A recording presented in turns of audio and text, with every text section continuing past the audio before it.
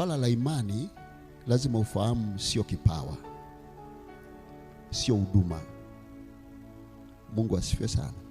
Yaani ukizungumza imani haujazungumzia kipawa au karama, haujazungumzia huduma. Ukizungumza imani unaizungumza imani kama imani. Bwana Yesu asifiwe sana. Kwa hiyo sio swala la kwamba mtu fulani ndiye pekee anatakiwa kuwa na imani na mtu fulani hatakiwi kuwa na imani.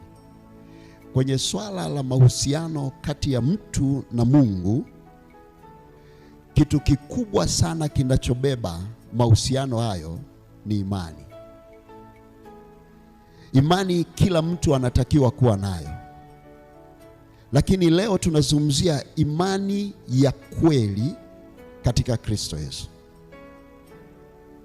Yesu asifiwe sana.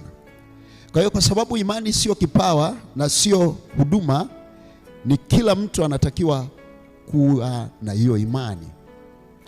Nikasema katika mahusiano ya mtu na Mungu, kinachotegemea au kujenga mahusiano hayo ni imani.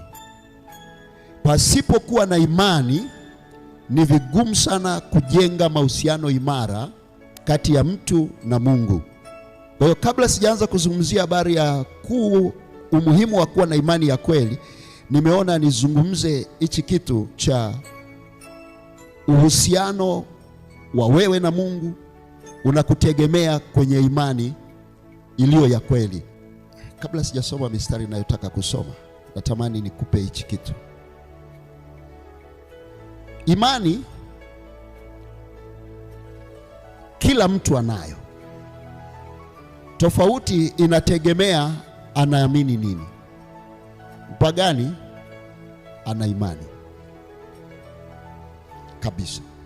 Wahindi na miungu yao wana imani. Muislamu ana imani